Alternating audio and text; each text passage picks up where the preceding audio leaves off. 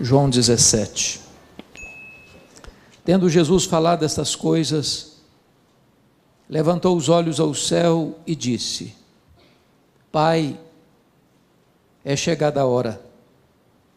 Glorifica teu Filho, para que o Filho te glorifique a ti. Assim como lhe conferiste autoridade sobre toda a carne, a fim de que ele conceda a vida eterna a todos os que lhe deste. E a vida eterna é esta: que te conheçam a ti, o único Deus verdadeiro, e a Jesus Cristo a quem enviaste.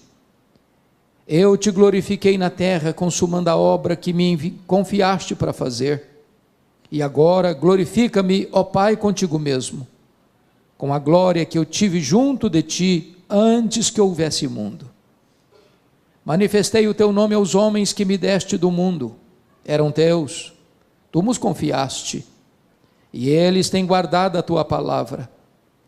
Agora eles reconhecem que todas as coisas que me tens dado provêm de ti, porque eu lhes tenho transmitido as palavras que me deste, e eles as receberam e verdadeiramente conheceram que saí de ti, e creram que tu me enviaste. É por eles que eu rogo, não rogo pelo mundo, mas por aqueles que me deste, porque são teus. Ora, todas as minhas coisas são tuas, e as tuas coisas são minhas, e neles eu sou glorificado. Já não estou no mundo, mas eles continuam no mundo, ao passo que eu vou para junto de ti. Pai Santo, guarda-os em teu nome que me deste, para que eles sejam um, assim como nós. Quando eu estava com eles, guardava-os no teu nome que me deste, e protegi-os, e nenhum deles se perdeu, exceto o filho da perdição, para que se cumprisse a Escritura. Mas agora vou para junto de ti, e isto falo no mundo, para que eles tenham o meu gozo completo em si mesmos. Eu lhes tenho dado a tua palavra, e o mundo os odiou, porque eles não são do mundo, como também eu não sou. Não peço que os tires do mundo, e sim que os guardes do mal. Eles não são do mundo, como também eu não sou. Santifica-os na verdade, a tua palavra é a verdade. Assim como tu me enviaste ao mundo, também eu os enviei ao mundo, e a favor deles eu me santifico a mim mesmo, para que eles também sejam santificados na verdade. Não rogo somente por estes, mas também por aqueles que vierem a crer em mim por intermédio da sua palavra, a fim de que todos sejam um, e como és tu, ó Pai, em mim, eu em ti, também sejam eles em nós, para que o mundo creia que tu me enviaste. Eu lhes tenho transmitido a glória que me tens dado, para que sejam um como nós o somos, eu neles e tu em mim, a fim de que sejam aperfeiçoados na unidade, para que o mundo conheça que tu me enviaste e os amaste como também amaste a mim. Pai, a minha vontade é que onde eu estou estejam também comigo os que me deste, para que vejam a minha glória que me conferiste, porque me amaste antes da fundação do mundo. Pai justo, o mundo não te conheceu, eu porém te conheci, e também estes compreenderam que tu me enviaste. Eu lhes fiz conhecer o teu nome, e ainda o farei conhecer, a fim de que o amor com que me amaste esteja neles, e eu neles esteja. Amém. Irmãos amados, eu gostaria de conversar um pouco com vocês hoje sobre a oração mais importante da história. A Bíblia registra muitas orações importantes, orações dos patriarcas, orações dos profetas, orações dos apóstolos, mas esta aqui é a mais importante oração, porque esta é a oração do Deus Filho ao Deus Pai. Esta é a oração da segunda pessoa da Trindade para a primeira pessoa da Trindade. E talvez não há nada mais sublime na vida do que ouvir, do que compreender este momento sublime de Jesus Cristo conversando com o Pai, antes de partir para a cruz. A circunstância que Cristo fez esta oração Está registrado com muita clareza. Se você ler o capítulo 16 de João, ele tinha acabado de falar para os seus discípulos sobre o Pai. E agora ele está falando para o Pai acerca dos seus discípulos.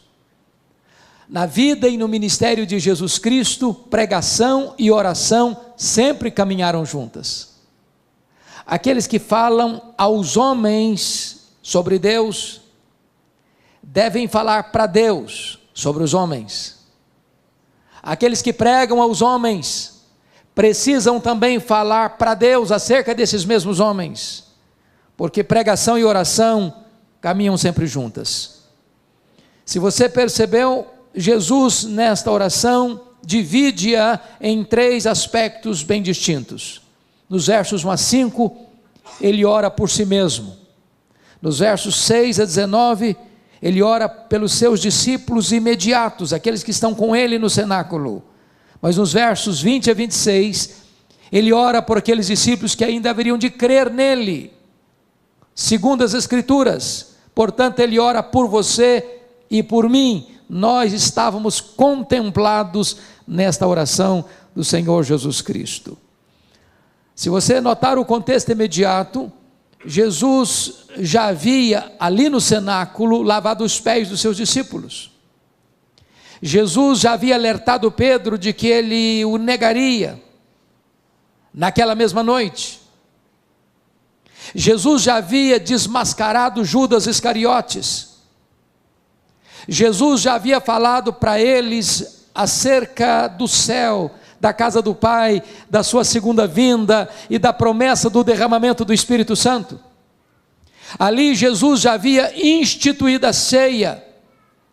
Ali Jesus já estava mergulhando na sombra da cruz, quando ele faz esta oração ao Pai, esta oração intercessória. Vale destacar que em momento tão agônico para Jesus, onde ele haveria de mergulhar sua alma na mais profunda angústia, que ele denomina de angústia de morte, onde o cálice da ira de Deus estava diante dele, ele não faz nenhum pedido nessa oração de qualquer livramento da dor, de qualquer livramento do sofrimento. Ele não pede nenhuma benesse material, temporal. O seu pedido é especificamente sobre bênçãos espirituais. Nesta oração de Jesus, ele se concentra em 4 assuntos: salvação, segurança, santidade e unidade. E eu gostaria então de tratar daquilo que estava no coração de Jesus, quando ele conversa com o Pai a nosso respeito. Primeiramente, vamos ver a primeira ênfase da oração, que é sobre salvação. E quando eu penso em salvação, e está nos versos 1 a 5, ele começa essa oração falando do instrumento da salvação, que é a cruz. Vejam vocês no verso 1, tendo Jesus falado essas coisas, levantou os olhos ao céu e disse: Pai, é chegada a hora, glorifica teu Filho, para que o Filho te glorifique a ti. Todos vocês sabem que a vida de Jesus se desenvolveu dentro de uma agenda estabelecida na eternidade, definida no céu, e ele vem à terra para cumprir rigorosamente esse cronograma. Quando solicitaram dele um milagre em Caná da Galileia, ele disse: não é chegada a minha hora. Quando foram prendê-lo, não puderam, porque não era ainda chegada a hora. Esta hora na agenda de Jesus tinha o seu ápice, tinha o seu cumprimento pleno na cruz do Calvário. Essa era a grande hora. Esse era o grande cronômetro de Deus estabelecido lá na eternidade. A grande hora era a hora em que ele daria a sua vida pela sua igreja, a hora em que o seu sangue seria vertido naquela cruz, a hora em que a paz e a justiça se beijariam no topo daquele lenho maldito, naquele tosco monte. Então ele está falando que esta hora havia chegado, porque na cruz o plano de Deus se cumpriu. Na cruz, o projeto redentor de Deus se estabeleceu. Na cruz, a vitória de Deus sobre o diabo ficou extremamente eloquente, porque foi lá que ele esmagou a cabeça da serpente. Mas se você perceber, Jesus está dizendo que a cruz haveria de ser o momento do Pai ser glorificado. Glorifica o teu Filho, para que o Filho te glorifique a ti. Entendamos isso, irmãos.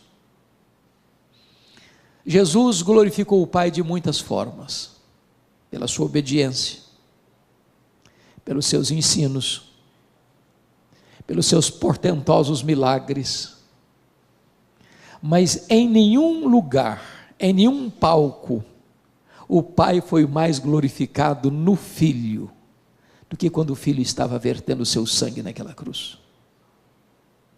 Aquela cruz foi o cenário mais eloquente do amor de Deus. Não há forma de Deus provar que Ele ama você com mais intensidade do que na cruz. Ele prova o seu próprio amor para conosco pelo fato de ter Cristo morrido por nós, sendo nós ainda pecadores. Não espere de Deus evidência maior de amor do que foi a cruz do Calvário. Ali o amor de Deus alcançou o zênite, as alturas mais excelsas. Mas também a cruz não foi apenas o palco do amor de Deus, a cruz foi o palco máximo da justiça de Deus. Porque Deus puniu o seu, o meu, o nosso pecado em seu Filho naquela cruz. E quando Deus estava punindo o nosso pecado no seu Filho, golpeando-o e agradando moê-lo naquela cruz, para que nós pudéssemos ser libertos da condenação eterna, nesse momento o Pai estava demonstrando a sua máxima justiça, ao mesmo tempo que revelando o seu máximo amor. Pois bem, amados, agora, notemos em segundo lugar a essência dessa salvação, versos 2 e 3, e a primeira coisa, no verso 2, Jesus recebe a autoridade do Pai para conferir a vida eterna. Veja comigo, assim como conferiste autoridade sobre toda a carne, a fim de que Ele conceda a vida eterna a todos os que lhe deste. Entendamos isso, irmãos. Não há nenhum outro ser que recebeu de Deus Pai autoridade no mundo para dar vida eterna, exceto Jesus Cristo. Nem os patriarcas, nem os profetas, nem os apóstolos, nem Maria, nem Pedro, nem Paulo, nem a igreja, nem qualquer denominação religiosa, nem qualquer concílio eclesiástico, nem qualquer encíclica papal, nem qualquer movimento humano tem capacidade, tem competência, tem autoridade para dar ao homem a vida eterna, a não ser Jesus Cristo. Só Ele pode salvar, só Ele é a porta do céu, só Ele é o caminho para Deus, só Ele é o mediador entre Deus e os homens. Não há nenhum outro nome dado entre os homens pelo qual importa que sejamos salvos, porque Ele recebeu do Pai essa autoridade para dar a vida eterna. Mas o que é a vida eterna? E a resposta está no versículo 3, confira comigo. E a vida eterna é esta: que te conheçam a ti, único Deus verdadeiro, e a Jesus Cristo a quem enviaste. Então vamos entender algo tão importante aqui. Algumas pessoas pensam que vida eterna, irmãos, é uma quantidade de tempo que não pode ter fim.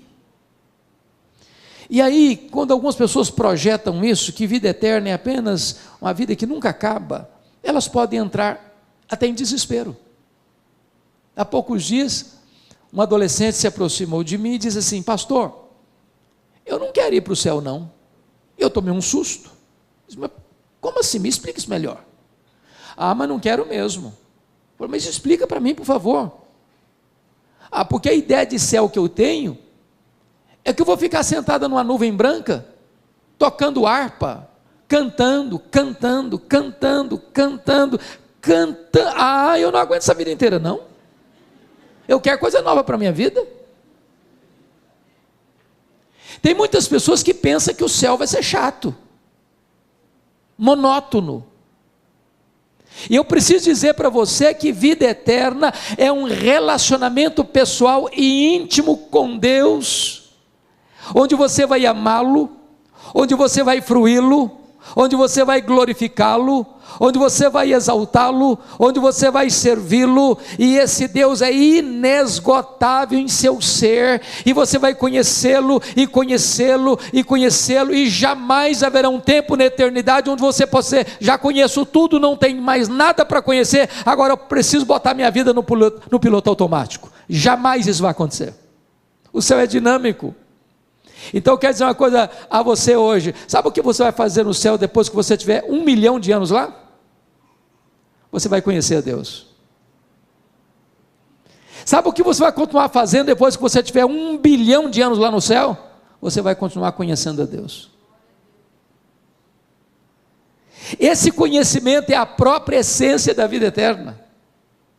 Essa intimidade com Deus é a própria beleza, encanto e realidade da própria vida eterna. Então, notem comigo, em terceiro lugar, a consumação dessa salvação no versículo de número 4. Ele diz assim: eu te glorifiquei na terra, consumando a obra que me confiaste para fazer. Preste atenção na palavra consumando, porque esta foi a sexta e penúltima palavra do Senhor Jesus Cristo na cruz do Calvário, quando ele dá um brado, e diz: está consumado. E essa palavra na língua grega é a palavra tetelestai, está pago, está consumado, está concluído, não tem mais nada por fazer. E essa palavra grega tetelestai, que é a mesma palavra consumado no grego, ela tem 3 significados. Primeiro, essa palavra era usada naquela época, quando um filho recebia uma incumbência de seu pai para fazer algum trabalho específico, e terminado esse trabalho, o filho chegava para o pai e dizia assim: papai, tetelestai, papai, eu concluí a obra que tu me confiaste para fazer. Quando Jesus está morrendo na cruz, ele está dizendo: papai, eu terminei a obra que tu me confiaste para fazer, morrer por amor daqueles que tu me deste, está concluída essa obra. Mas essa palavra tetelestai era usada num segundo sentido. Quando alguém ia pagar uma promissória num banco, quitando aquela dívida, ao pagar e saldar completamente a dívida, recebia então a promissória com um carimbo: tetelestai, está pago, está quites, não se deve mais nada. Eu quero dizer para você que crê no Senhor Jesus Cristo, que se você realmente crê nele, então a sua dívida foi quitada na cruz do Calvário. Então você está quites com a lei de Deus, então você está quites com a justiça de Deus, então já nenhuma condenação pesa mais sobre a sua vida. Tetelestai. Mas essa palavra tetelestai tinha um terceiro significado no grego. Essa palavra era usada quando você comprava um bem imóvel, uma casa, uma propriedade, e ao receber a escritura registrada, porque você já saldou todos os compromissos financeiros, essa escritura recebia um carimbo: tetelestai, agora é seu de direito e de posse. Eu quero dizer para você que quando você creu no Senhor Jesus Cristo, é como se Deus estivesse dando para você uma escritura do céu, registrada, dizendo: pertence a você, de direito e de posse, toma posse da vida eterna. A obra de Cristo foi concluída na cruz, e é isso que Jesus Cristo está dizendo para nós no versículo 4. Mas notem comigo o versículo 5, que trata da recompensa da salvação. E agora glorifica-me, ó Pai, contigo mesmo, com a glória que eu tive junto de ti, antes que houvesse o mundo. Prestem atenção, irmãos, a Bíblia não detalha como é que era esta glória que o Filho tinha com o Pai antes que o mundo fosse criado. Agora imagine que Deus criou todas as coisas e o centro do céu é Jesus. Os anjos adoram a Jesus, eles servem a Jesus.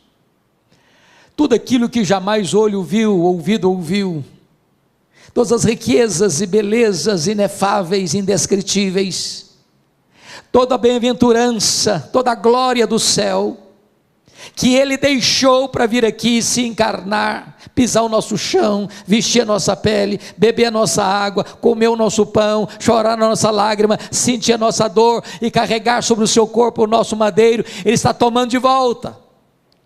E agora diz: Pai, glorifica-me com a glória que eu tive junto de Ti, antes que houvesse mundo. Ele que pagou o preço pela nossa redenção, agora recebe a recompensa. É o que Paulo escreve em Filipenses capítulo 2, ele se esvaziou, ele se humilhou, ele assumiu a forma de servo, ele se humilhou até a morte, morte e cruz, pelo que também o Pai o exaltou sobremaneira, e lhe deu o nome que está acima de todo nome, para que o nome de Jesus se dobre todo o joelho, nos céus, na terra e debaixo da terra, e toda língua confesse que Jesus Cristo é Senhor, para a glória de Deus Pai. Ele está sendo exaltado, essa é a recompensa. Mas preste bem atenção comigo, por favor, no versículo 24. Você pode ler o verso 24 comigo? Vamos juntos? Você que tem versão atualizada, vamos lá? Pai, a minha vontade é que onde eu estou, estejam também comigo os que me deste, para que vejam a minha glória que me conferiste, porque me amaste antes da fundação do mundo. Preste atenção nisso. Você que vai para o céu, e se você creu em Jesus, você está embarcando para lá, passaporte garantido, entrada garantida, posse garantida, você vai contemplar toda a glória que o Pai conferiu ao seu Filho. Você não só vai ver, você vai usufruir. Nada que possa se referir neste mundo como belo e encantador pode ser comparado com aquilo que Deus preparou para você. E você vai ver isso, e você vai experimentar isso, e você vai usufruir isso para sempre e sempre e sempre. Esta é a salvação que Jesus está orando aqui por ela. Mas em segundo lugar, irmãos, essa oração trata de segurança, nos versos 6 a 14, porque você pode fazer uma pergunta: bom, ok, ele me salvou, mas quão segura é essa salvação? Será que eu posso ter certeza dessa salvação? Será que eu posso me apropriar dela? Irmãos amados, há muitos irmãos em Cristo, que embora salvos, por desconhecerem esta gloriosa verdade, vivem perturbadas, porque acham que elas podem perder essa salvação, e aí elas pensam: estou salvo de manhã, estou perdido de noite, estou indo para o céu de manhã, meu pai, estou indo para o inferno de noite, sou filho de Deus hoje, amanhã eu já não mais sou filho de Deus. E muitos crentes vivem nessa gangorra espiritual, nesses altos e baixos, porque a grande pergunta que Jesus trata nesse texto é: será que você pode ter certeza, garantia, segurança dessa salvação? Vamos ver a resposta. Primeiro, a nossa segurança está fundamentada na eleição do Pai. Então confira comigo, olha aí por gentileza, versículo 2, a fim de que Ele conceda a vida eterna a todos os que lhe deste. Olha o verso 6, manifestei o teu nome aos homens que me deste do mundo. Olha comigo o verso 9, mas por aqueles que me deste, porque são teus. Olha o versículo 11, Pai Santo, guarda-os em teu nome que me deste. Olha o versículo de número 24, Pai, a minha vontade é que onde eu estou estejam também comigo os que me deste. Preste atenção nisso. Você que creu no Senhor Jesus Cristo é um presente do Deus Pai ao Deus Filho. Deus conheceu você, amou você e escolheu você mesmo antes da fundação do mundo. Ele escolheu você livremente. Não porque Ele previu que você ia crer em Jesus e então Ele escolheu você, não. Você creu no Senhor Jesus porque Ele escolheu você. Ele não escolheu você porque Ele previu que você ia ser santo, não. Ele escolheu você para você ser santo e irrepreensível. Ele não escolheu você porque Ele previu que você praticaria boas obras, não. Ele escolheu você para as boas obras. Ele escolheu você não porque você tinha méritos, você nem existia ainda. Então a escolha divina é a garantia de que eu estou salvo, porque esse decreto foi feito antes que o mundo fosse criado, antes dos tempos eternos. O Senhor Jesus Cristo deixou isso claro, lá em João 6, 37 a 40. Ninguém pode vir a mim se o Pai não o trouxer. Todo aquele que meu Pai me dá, esse virá a mim. E o que vem a mim, de maneira nenhuma eu o lançarei fora.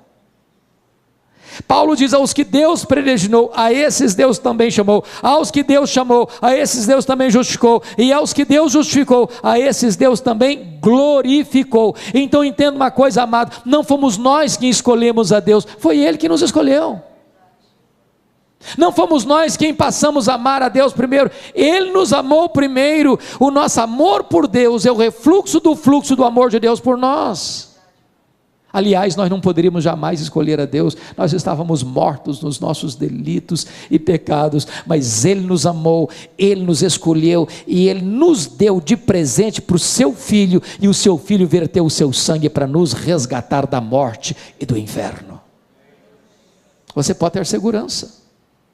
Segundo lugar, como é que você pode ter certeza dessa salvação? Segurança dessa salvação? Primeiro, por causa da eleição divina. Segundo, por causa do cuidado de Cristo. Olha comigo o verso 12. Quando eu estava com eles, guardava-os no teu nome que me deste, e protegi-os, e nenhum deles se perdeu, exceto o filho da perdição, para que se cumprisse a Escritura. Então preste atenção nisso. O Pai deu você ao Filho. O Filho promete uma coisa: eu guardei todos, nenhum se perdeu. Jesus não vai permitir que nenhum daqueles que o Pai deu a Ele, por quem Ele morreu, se perca. Foi Ele quem prometeu isso. Ele diz assim: as minhas ovelhas ouvem a minha voz. Eu conheço as minhas ovelhas, elas me ouvem e me seguem.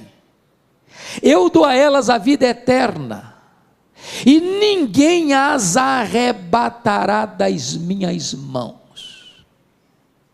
Lá nas décadas de 70, 80, nós cantamos uma música assim: segura na mão de Deus e vai. Tem um problema teológico aí, porque se eu segurar na mão de Deus, eu sou tão fraquinho, que eu tenho o risco de largar a mão e cair. Sabe o que a Bíblia diz? Não sou eu que seguro na mão dele, é Ele que segura na minha mão. Ele segura na minha mão. E quando Ele segura na minha mão, não tem como eu cair. Dos braços de Jesus ninguém arranca você. Você tem uma segurança eterna. A sua segurança não está fundamentada em quem você é e no que você faz. A sua segurança está fundamentada em quem Ele é e no que Ele fez por você. Ele é quem guarda você. É por isso que Paulo diz: nem a morte, nem a vida, nem anjos, nem principados, nem poderes, nem altura, nem profundidade, nem qualquer outra criatura poderá nos separar do amor de Deus que está em Cristo Jesus, nosso Senhor. Temos plena segurança e plena garantia. Mas em terceiro lugar, a sua salvação pode ter segurança sim, você não precisa ficar com medo, meu Deus, será que eu estou salvo? Será que eu posso me perder? Será que eu vou me desviar e ir para o inferno? Se você creu em Jesus, você está salvo, seguro, por uma terceira razão. A nossa segurança está baseada na intercessão de Cristo. Veja comigo, por favor, versículo 9. É por eles que eu rogo, não rogo pelo mundo, mas por aqueles que me deste, porque são teus. Olha o verso 11. Pai Santo, guarda-os em teu nome que me deste, para que eles sejam um, assim como nós. Agora olha comigo o verso 15. Não peço que os tires do mundo, e sim que os guardes do mal. Agora olha o verso 20, não rogo somente por estes, mas também por aqueles que vierem a crer em mim, por intermédio da sua palavra. Vamos entender aqui algo glorioso, irmãos. Sua salvação está segura porque o Pai o escolheu, sua salvação está segura porque o Cristo o guarda, e terceira, sua salvação está garantida porque Jesus Cristo é o seu intercessor.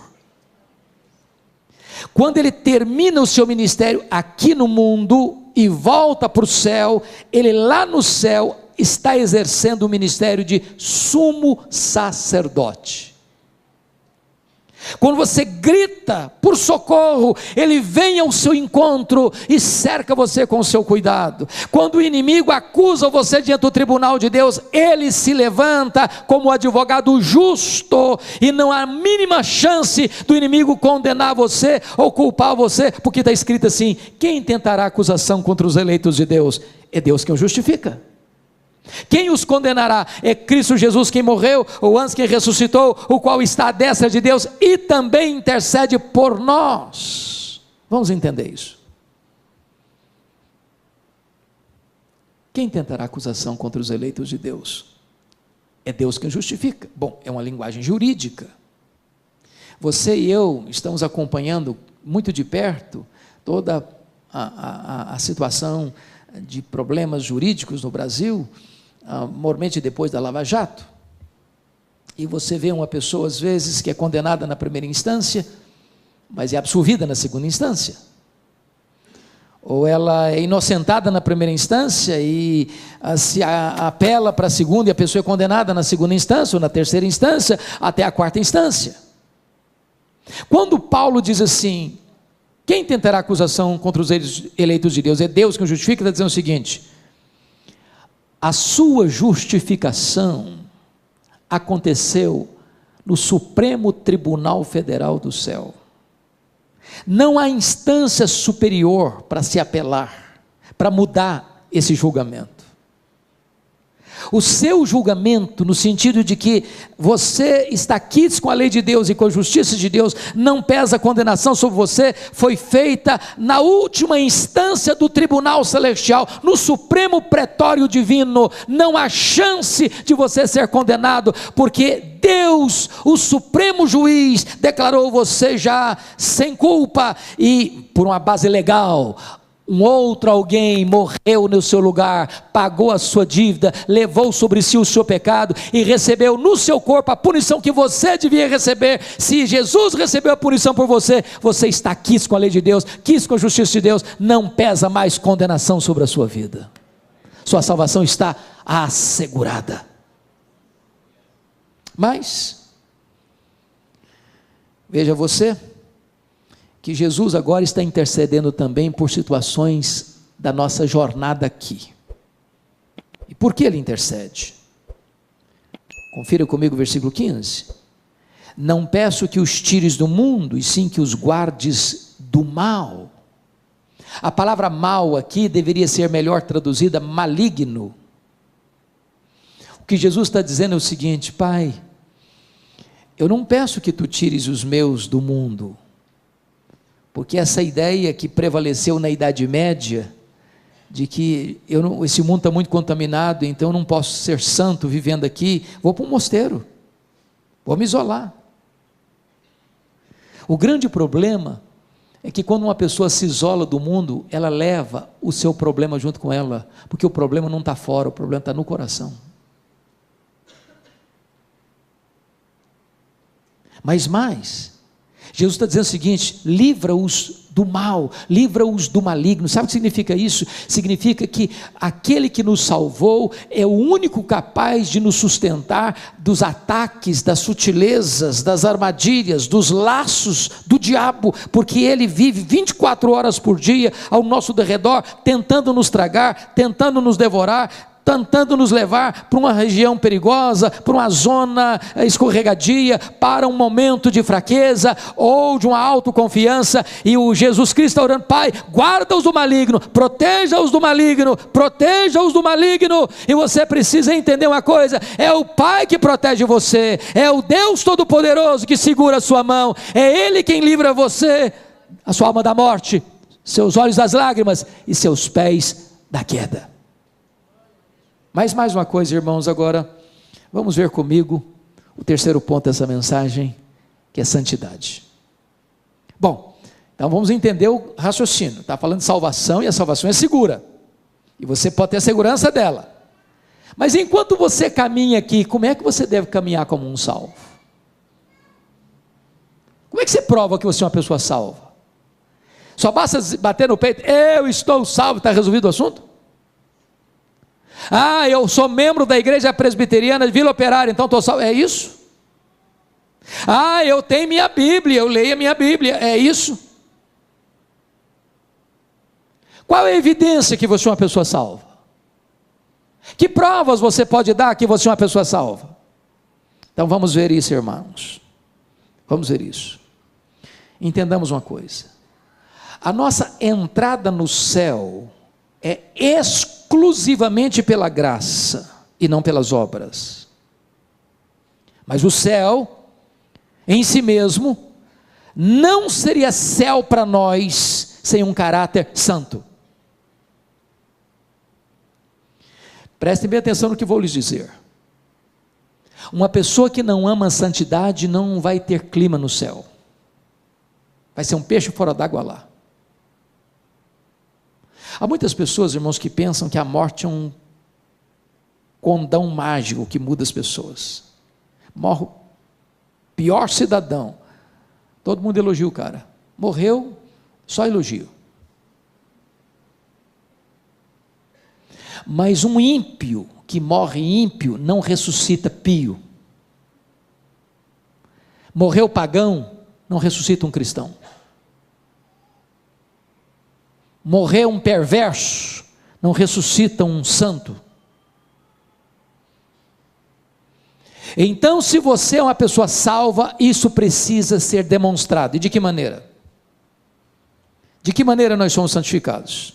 Primeiro, nós somos santificados pela palavra. Vamos lá no versículo 17 comigo?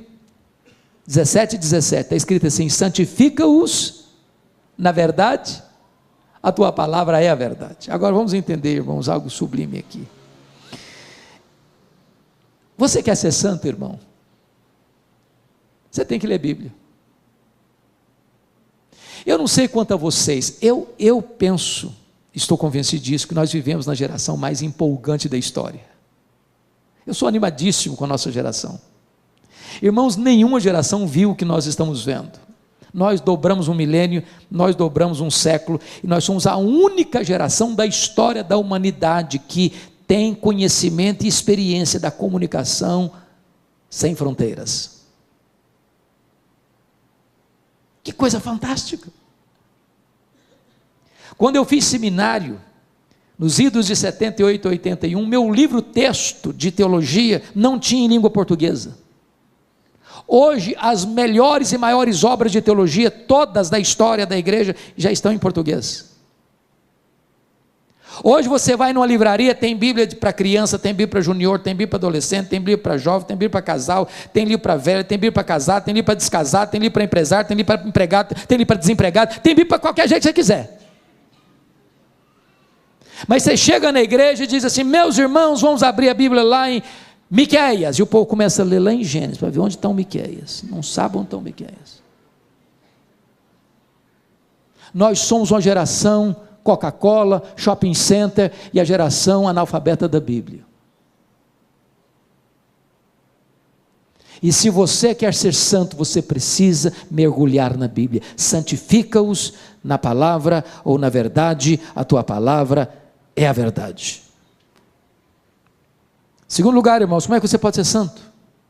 Você pode ser santo na medida em que você compreende de maneira sensata o seu relacionamento com o mundo. Mas vamos entender o que é mundo, porque muita gente pensa que mundo é não cortar o cabelo, é não usar batom, mulher não usar brinco, usar adereços, não ir na praia, não jogar futebol, não assistir um jogo de futebol. Tem muita gente que pensa que mundo é isso. Mundo, irmãos, não é físico, mundo não é tangível, mundo é um sistema, mundo é uma cosmovisão, mundo é um conjunto de valores contrário aos princípios absolutos da palavra de Deus.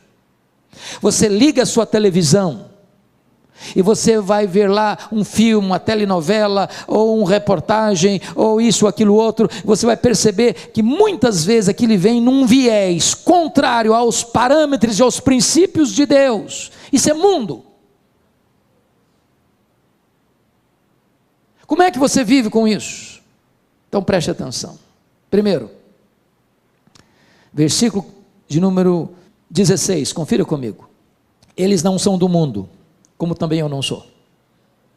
Bom, é chocante eu afirmar isso para você, mas você não é do mundo. E eu não estou dizendo que você é um ET.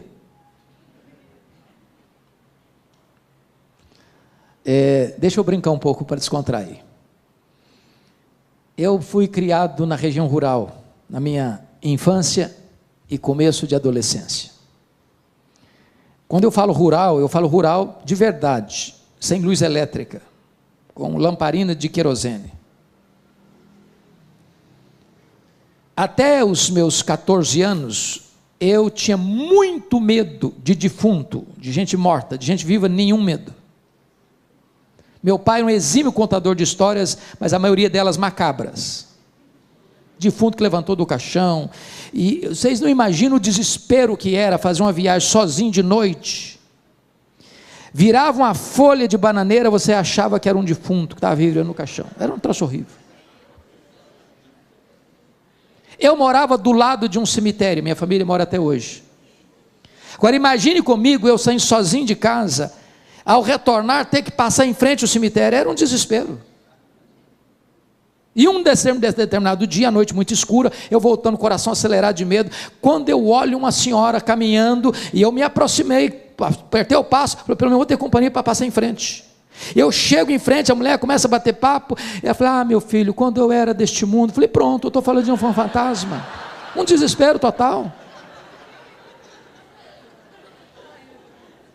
É claro que Jesus não está dizendo que você é um fantasma, você não é desse mundo, significa o seguinte, você está aqui, mas os valores que regem a sua vida são outros valores. Os princípios que governam sua vida, seu casamento, sua família, seus negócios, seus lucros, seus gastos, seu lazer, sua mente, seu coração, suas emoções, suas palavras, suas reações, são outros princípios. Você não é deste mundo. Segundo, olha comigo o versículo 14. Eu lhes tenho dado a tua palavra e o mundo os odiou. Preste atenção nisso. O mundo odiou ontem, o mundo odeia hoje e o mundo vai odiar amanhã. A igreja e o mundo nunca vão ser bons parceiros. Eu não estou falando que você não vai ser bom parceiro do seu vizinho, dos seus amigos. Eu estou falando que entre você e esse sistema de valores vai existir um conflito permanente. E se a igreja não está sendo perseguida pelo mundo, não é porque o mundo amansou, é porque a igreja se acovardou. Perguntaram para Francisco Leonardo, eminente professor do Seminário do Norte, reverendo Francisco, se a igreja for mais perseguida, ela será mais fiel? Ele respondeu, não. Se a igreja for mais fiel, ela será mais perseguida. A amizade do mundo é pior do que a espada do mundo. Terceiro, olha comigo, o versículo de número 11, estamos no mundo, mas nós somos guardados do mundo. Versos 11 a 15, ele está exatamente tratando dessa questão de você estar no mundo, mas ser guardado do mundo, estar no mundo, mas ser protegido do mundo, de você conseguir ligar a sua televisão e assistir um jornal, mas não permitir que aqueles valores subliminares, ou que estão por trás dos bastidores, mexam com o seu coração, determine a sua mente. Você está hoje em qualquer frente da vida, seja no comércio, seja na indústria, seja no campo, seja na academia, seja onde for, você está lidando com esses valores, mas você está permanecendo firme pelos valores do céu, pelo diapasão do céu. Você é guardado do mundo. Mas notem mais, agora confira comigo o versículo 18, esse 18 é magnífico. Você pode ler o 18 comigo? Vamos juntos? Assim como tu me enviaste ao mundo, também eu os enviei ao mundo. Então preste atenção que tem uma missão e tem uma estratégia. A missão é, Jesus nos envia de volta ao mundo. Mas qual a estratégia? Assim como o Pai me enviou ao mundo, eu também vos envio. Então preste atenção. Você é crente? Ok. Você não pode viver num gueto. Você não pode viver separado, isolado.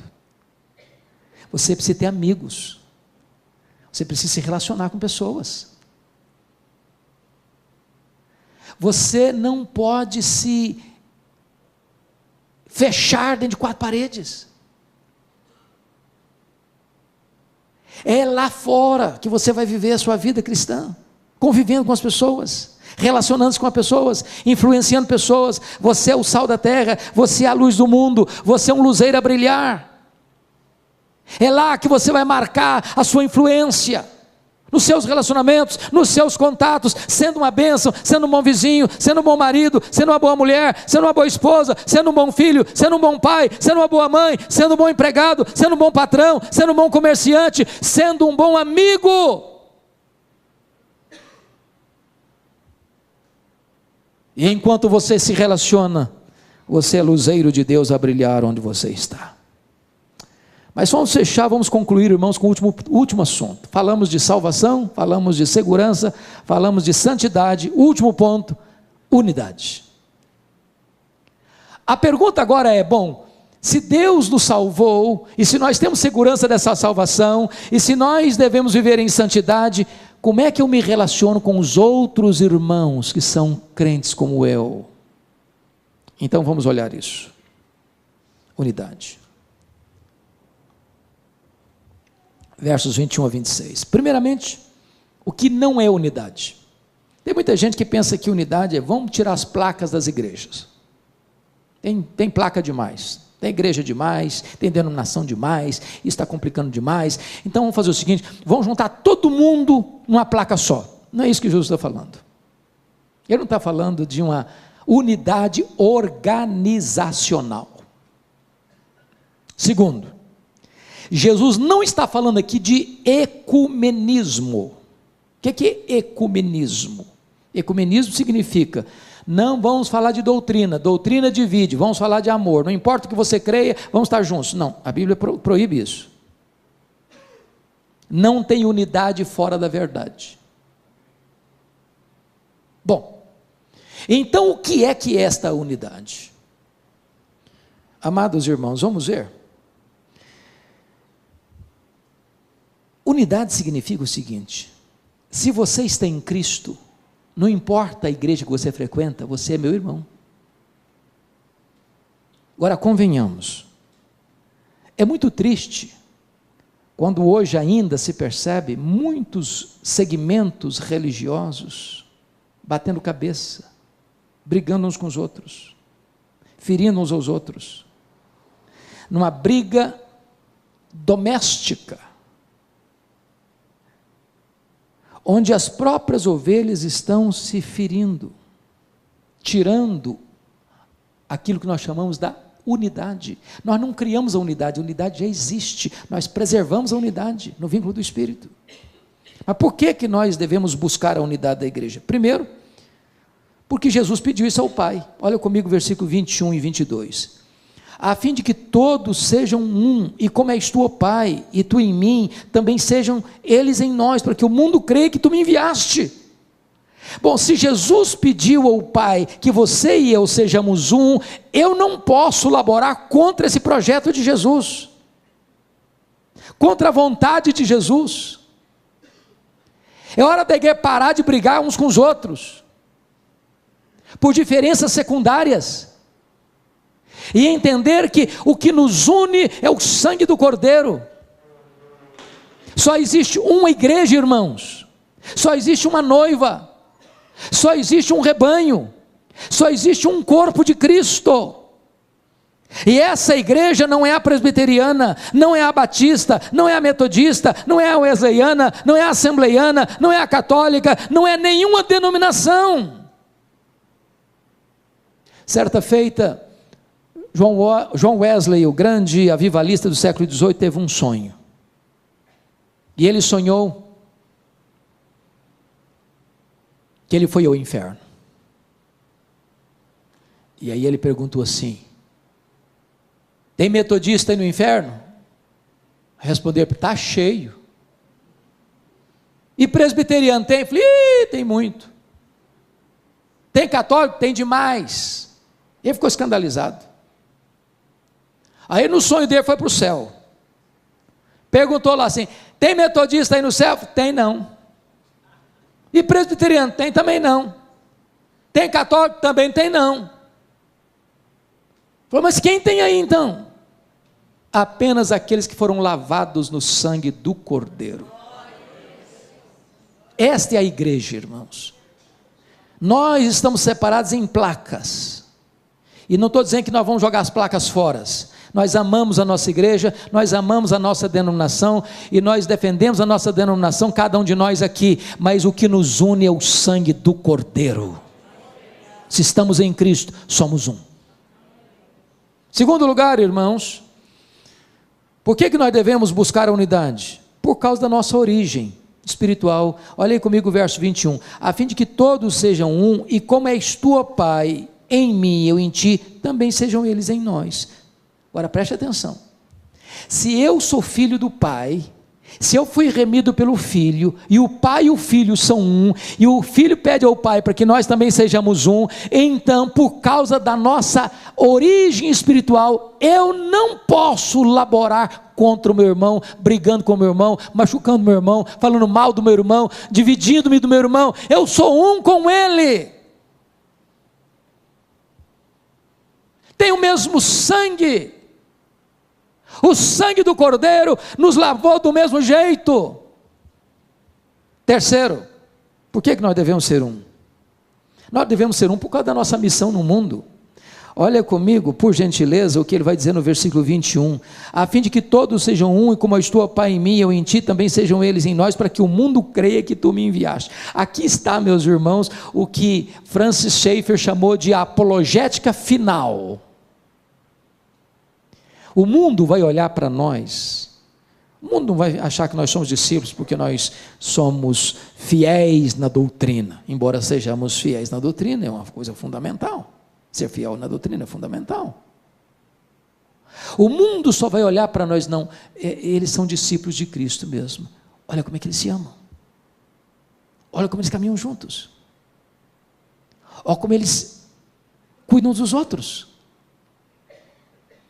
Quando o mundo olhar para a igreja e ver que a igreja se ama, que os crentes se amam, que eles são um, o mundo vai dizer: é verdade, o que eles pregam é verdade, eles pregam a coisa que eles vivem, isso funciona na vida deles, e nós precisamos experimentar o que eles já experimentaram. Não tem melhor plataforma evangelística da igreja do que viver o evangelho, e viver o que Jesus rogou ao Pai para que nós vivêssemos, para que nós fôssemos um.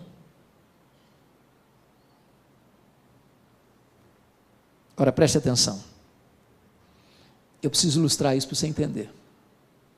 Eu acho que a melhor ilustração que eu já encontrei para essa unidade, eu encontrei em Juan Carlos Ortiz, pastor argentino, no seu livro Como Fazer Discípulos, Ser e Fazer Discípulos.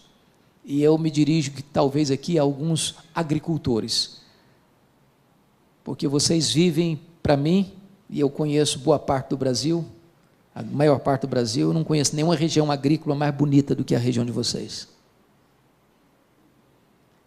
Então ele ilustrou da seguinte maneira: pense, você está arrancando um pé de batatas inglesas, esses tubérculos, apreciados no mundo inteiro. Você arranca um pé de batatas, você tem várias batatas no mesmo pé. Mas tem umas maiores, outras menores, umas mais lisas, outras mais ásperas. Elas estão perto, mas elas não são uma unidade. Aí o agricultor bota 30 quilos de batatas num saco, e elas estão comprimidas, umas apertadas nas outras, umas maiores, outras menores, umas mais lisas, outras mais ásperas, mas elas não são unidade. E aí o agricultor envia um caminhão de batatas à Ceasa, e aí tem um montão de sacos de batatas, elas estão muito juntas, mas não são unidade. Aí o homem da mercearia ou do pequeno supermercado vai lá na Ceasa e compra lá uma porção delas e bota numa banca, elas estão juntas, mas não são unidade. Aí a dona Maria vai ao supermercado, escolhe as melhores, um saco, do saco ela pega 2 quilos de batatas, e elas são levadas para casa numa sacola e botadas numa gaveta dentro da geladeira, mas elas não são unidade, umas maiores, outras menores, umas mais lisas, outras mais ásperas. Aí se pega essas batatas, e casca essas batatas, e corta essas batatas, e bota na água, e elas são cozinhadas, e a dona Maria vai lá e faz um purê de batatas. Agora não tem uma maior, não tem uma menor, não tem uma mais lisa, não tem uma mais áspera. Agora nenhuma pode olhar para ela: eu sou mais bonita que você, eu sou melhor que você, eu sou mais importante que você. Agora elas são um purê. Agora elas são uma unidade. É isso que nós devemos ser. E eu termino dizendo o seguinte: sabe por que nós devemos ser um? Porque esse vai ser o nosso destino eterno, verso 24, pois a minha vontade é que onde eu estou estejam também comigo os que me deste. Então, pare de brigar com o seu irmão, sabe por quê? Se você achar que você é mais importante do que ele, que você é melhor que ele, que você sabe mais do que ele, que você tem mais dons do que ele, que você é mais maduro na fé do que ele, e que o irmãozinho é muito fraquinho, é muito isso, muito aquilo, quando você chegar no céu, sabe quem você vai ver lá? Esse irmãozinho seu. Se ele está em Cristo, você vai para lá. E é melhor você começar a aprender a conviver com ele aqui, porque você vai ter que viver com ele por toda a eternidade.